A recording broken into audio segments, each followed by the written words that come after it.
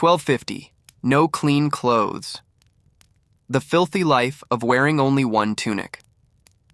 During the English Middle Ages. Let that sink in for a moment. No clean clothes. Not for a day, not for a week, not for a season. Imagine pulling the same rough, heavy piece of wool over your head every single morning, feeling it scratch against your skin, feeling the weight of yesterday's labor still trapped in its fibers, the dampness of last night's rain still lingering in the seams. Imagine the smell. Not the kind of smell you notice and then forget. The kind that becomes part of who you are. The kind that seeps into your hair, your hands, the space around you. Now imagine that this is not a punishment. This is not poverty at its worst. This is simply ordinary life.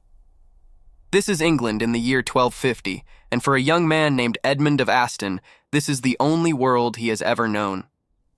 Edmund was 23 years old on the summer morning when this story begins.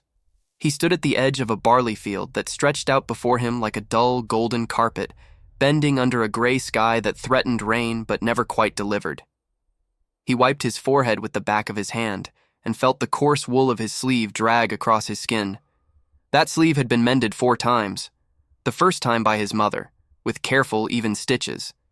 The second and third times by Edmund himself, with clumsy thread and a bone needle. The 4th time he had simply tied a strip of linen around the tear and hoped it would hold through harvest. It did. Barely.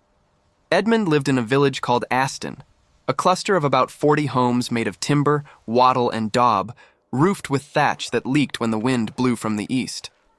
The village sat in a shallow valley between 2 gentle hills, with a river to the south that provided water for drinking, for animals, and on rare occasions, for washing.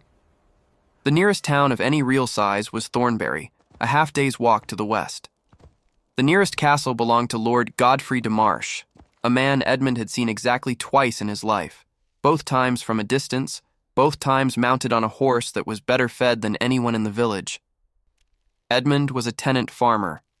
He worked land that belonged to Lord Godfrey, paid rent in grain and labor, and lived at the mercy of seasons he could not control, and a lord he could not question.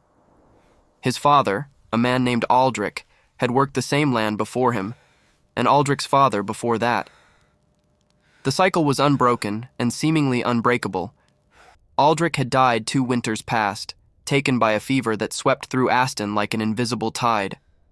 He was 41 years old, which was considered a full life. Edmund's mother, Maud, survived the fever, but not the grief. She lasted 5 months after Aldrich's passing, before her body simply stopped, worn through by decades of labor, loss, and a weariness that no amount of sleep could cure. Edmund buried her beside his father in the small churchyard at the edge of the village, and he stood there for a long time afterward, staring at the turned earth, feeling the wind pull at his tunic, and understanding for the first time that he was now the head of a family of 2. His sister Aelith was 15. She had their mother's sharp eyes and their father's stubborn jaw. She was thin in the way that most peasant girls were thin, not from vanity but from necessity, from a diet of pottage and bread and whatever vegetables the garden could yield.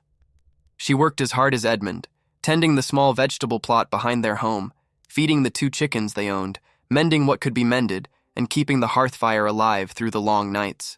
She wore a single woolen dress that had once been their mother's. It was too long for her, and she had folded and stitched the hem to keep it from dragging in the mud. But the alteration gave the dress a bunched, uneven look that she tried not to think about. Clothing in 1250 was not what modern people imagine when they hear the word. There were no closets. There were no drawers full of garments. For a peasant like Edmund, clothing meant 1 tunic, 1 pair of brays, which were loose linen undergarments, 1 belt, and if fortune smiled, a cloak for winter. That was everything. The tunic was the center of life. It was worn during work, during sleep, during meals, during prayer. It was never removed except in the most extreme circumstances, and even then, the undergarments stayed on. Privacy was a concept that barely existed. Families slept together in single-room homes, often sharing the space with their animals during the coldest months. Modesty meant something different when survival demanded every body huddle close for warmth. Edmund's tunic was made of undyed wool. His mother had woven it on a simple loom 3 years earlier, spending weeks preparing the fibers, spinning the yarn, and carefully constructing a garment she hoped would last. And it had lasted, though not without cost. The wool was coarse and irritating against bare skin, which is why the linen undergarment was essential. But even linen wore thin over time, and Edmonds had developed holes that he stuffed with scraps of fabric to prevent the wool from chafing the worst spots. The tunic itself had taken on a color that defied description. It had begun as a dull, grayish white, the natural color of the sheep it came from. Now it was a mottled landscape of brown, dark gray, faint green, and black, each stain telling the story of a day's labor. The brown was earth from the fields, the green was grass and moss, the black was smoke from the hearth fire that filled their home every evening.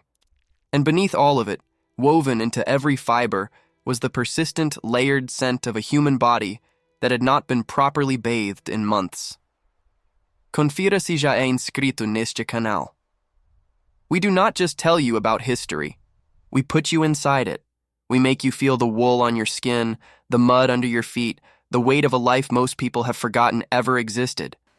Subscribe now, because the deeper we go into Edmund's world, the more you will realize how much of what you take for granted was once someone's impossible dream.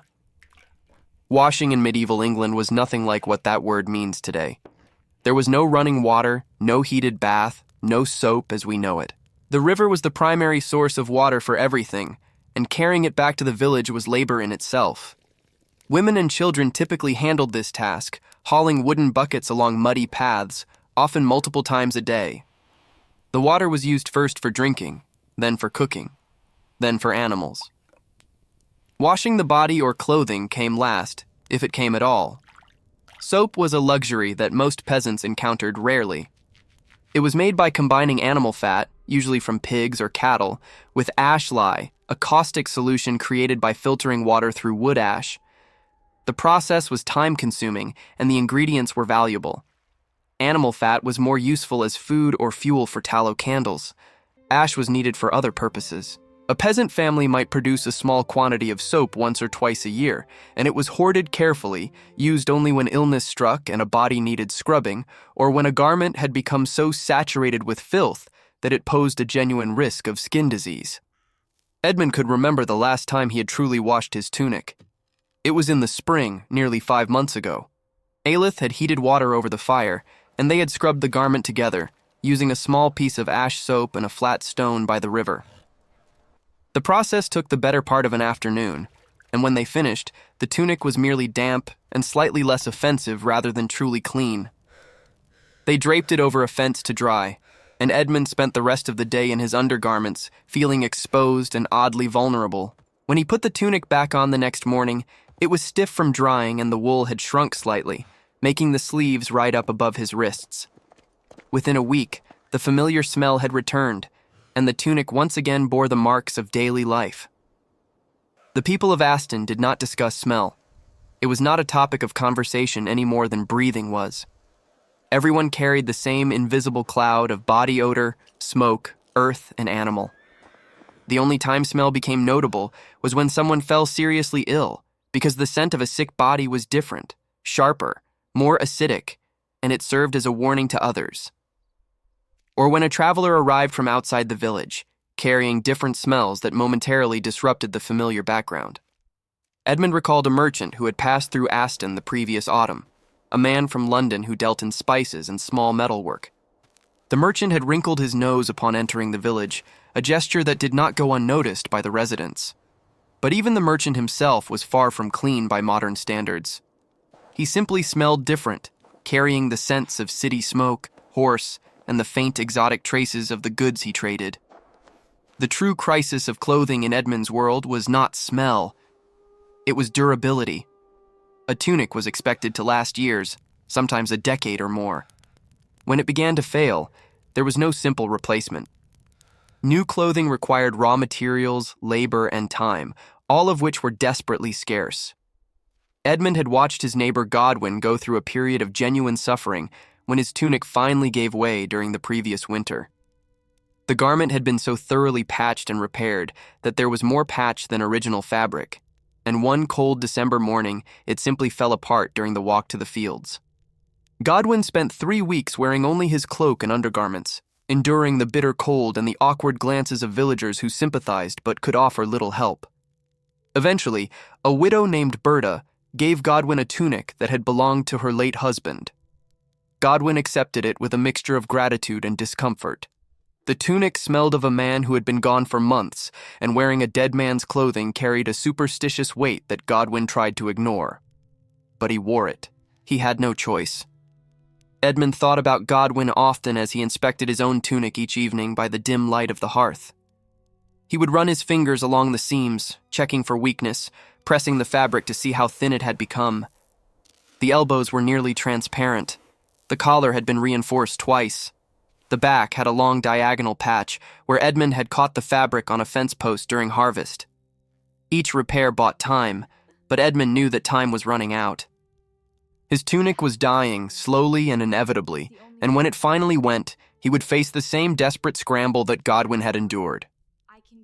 It was Aelith who first raised the subject that Edmund had been avoiding. One evening in late August, as they sat together eating a thin pottage of beans and onions, she looked at him across the flickering hearth and said, "Your tunic will not survive another winter, Edmund." He did not answer immediately. He tore a piece of dark bread and chewed it slowly, staring into the fire. "I know," he said finally. "Then what will you do?" she asked. "The market at Thornbury is in 3 weeks," he said. "If the harvest gives us enough, I can trade for wool." Aelith set down her spoon. "And if it does not give us enough? If the harvest is thin and we need every grain to pay Lord Godfrey's rent and keep ourselves fed until spring?" Edmund had no answer for that, because they both knew the arithmetic of survival. Every grain served multiple purposes. It was food, it was rent, it was seed for the following year, it was currency for trade. And there was never enough of it to cover all those needs. Every year was a negotiation between present hunger and future disaster, and the margin was so thin that a single bad decision could mean the difference between surviving the winter and not. "There is another option," Aelith said quietly. Edmund looked at her. "I could take work at the manor house. Lady Godfrey has been asking for girls to help in the kitchen. The pay is small, but it includes meals, and sometimes they give cloth to the workers at Christmas." Edmund felt something tighten in his chest. The manor house was a different world. It was warm and well-fed, but it was also a place where peasant girls were far from the protection of their families. He had heard stories, whispered among the village women, about the liberties that lords and their men sometimes took. He did not want Aelith anywhere near that world. "No," he said, more sharply than he intended. Aelith's eyes flashed.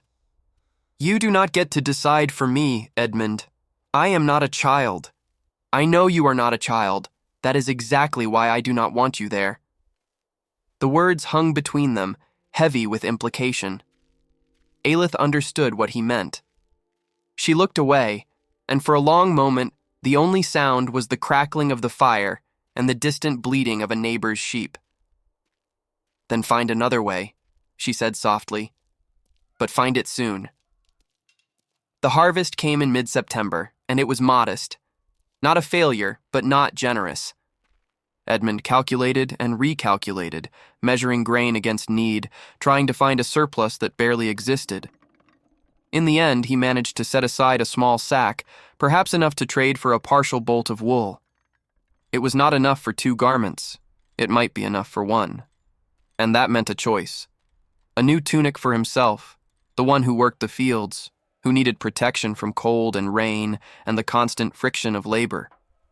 Or a new dress for Aelith, whose current garment was nearly as worn as his tunic, and who deserved something that did not make her feel like a burden on the earth.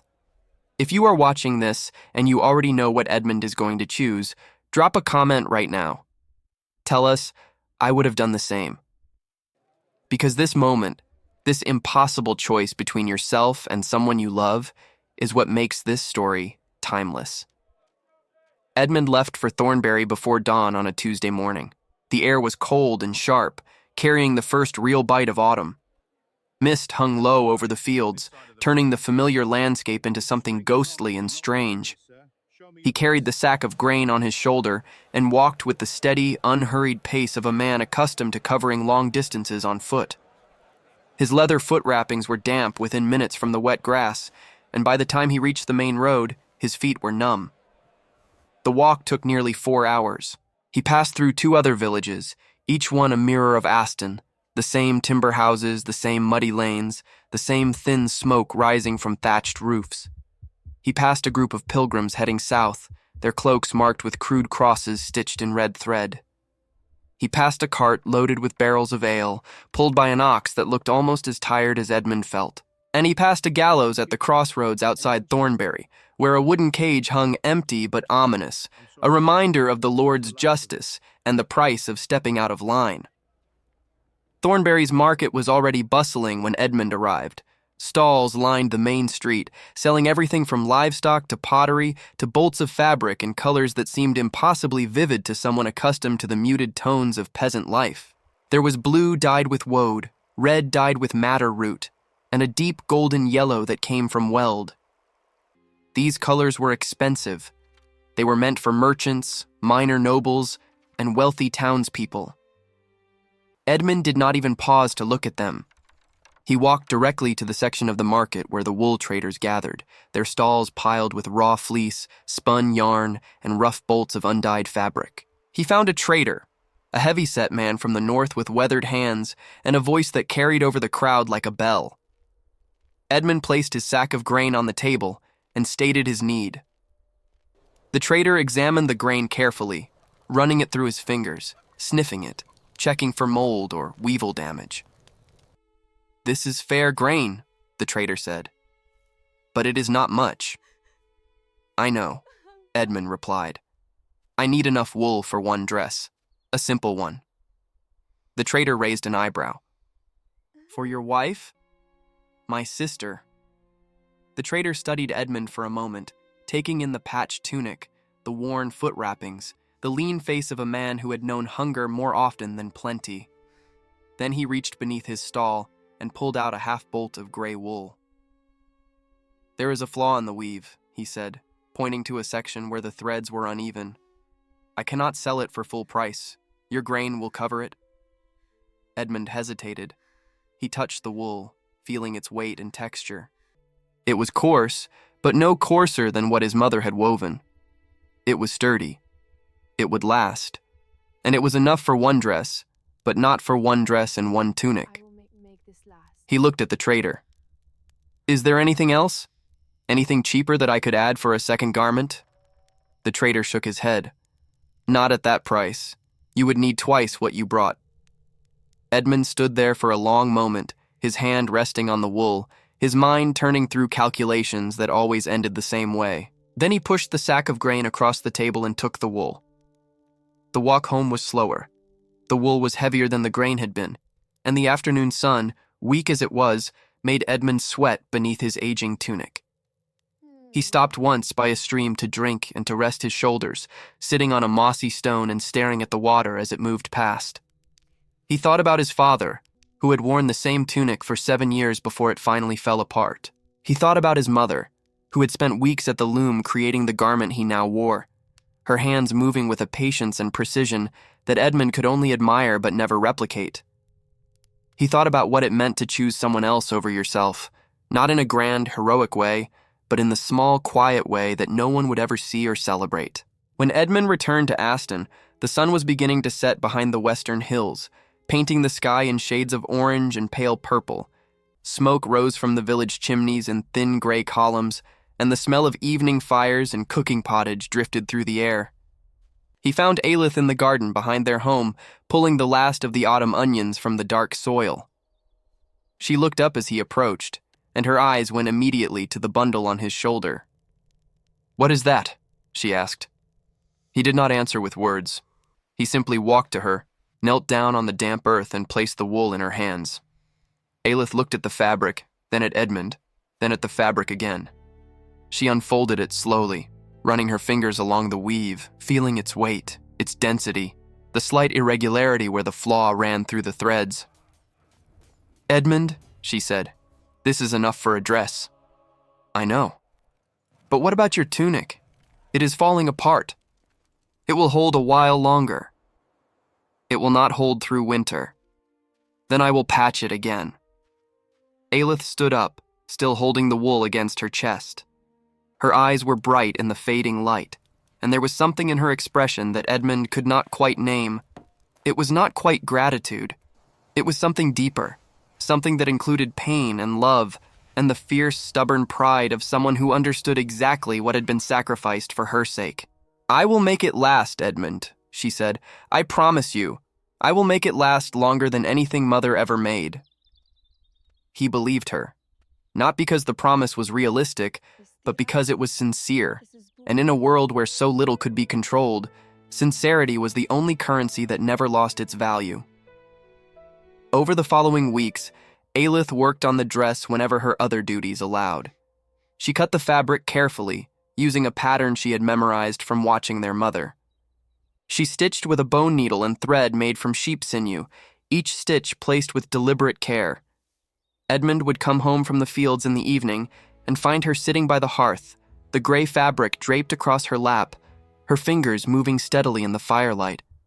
He would sit beside her and eat his pottage in silence, watching her work, feeling a warmth that had nothing to do with the fire.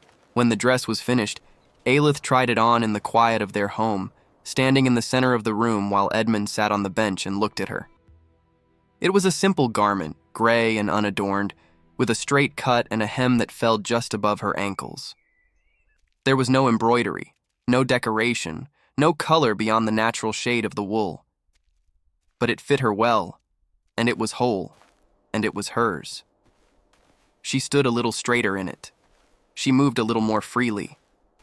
And when she caught Edmund watching her with a look of quiet satisfaction, she smiled in a way that reminded him so powerfully of their mother that he had to look away for a moment. Edmund's tunic did survive the winter, though just barely. By the time spring arrived, it was more patched than original fabric, held together by layers of repair that gave it a lumpy, uneven texture. The smell had deepened through the cold months, when washing was impossible, and the tunic absorbed the constant smoke of the hearth fire that kept them alive. But it held, and Edmund held with it, working through the cold, the mud, the endless cycle of labor and rest and labor again, wearing his one garment like a second skin that he could neither escape nor replace. And here is what the history books will never tell you about people like Edmund. They will tell you about kings and battles and cathedrals built to touch the sky. They will tell you about the Magna Carta and the Crusades and the great plagues that swept across Europe. But they will not tell you about a young man in a small village who gave up his only chance at a new tunic so his sister could have a dress. They will not tell you about the quiet, invisible acts of love that held communities together when everything else was falling apart. They will not tell you that in 1250, in the cold, muddy heart of medieval England, the most valuable thing a person could own was not land or gold or even food. It was someone who would choose your comfort over their own. Edmund never became rich. He never left Aston. He never wore fine clothes or slept in a warm castle or tasted wine. He lived and worked and endured, and when his tunic finally gave way the following summer, a neighbor helped him weave a new one from wool that Aelith had secretly been trading for during the spring, setting aside eggs and garden vegetables week after week until she had enough. When she presented it to him, rough and gray and smelling of new wool, Edmund held it in his hands and felt, for the first time in a very long time, that the world was not entirely without mercy. No clean clothes. No soft fabrics. No choices without consequences. But love, stubborn and quiet and persistent, woven into every stitch. If you watched all the way to the end, it is because you truly enjoyed this story. Leave a comment saying, "I watched until the end, so I can get to know you and find out who really loves the stories on this channel." If this story truly touched you, hit the like button and share it with someone who needs to hear it. And if you are not subscribed yet, subscribe now, because every week we bring back to life people the world has forgotten, and the next story might be the one that changes the way you see the world.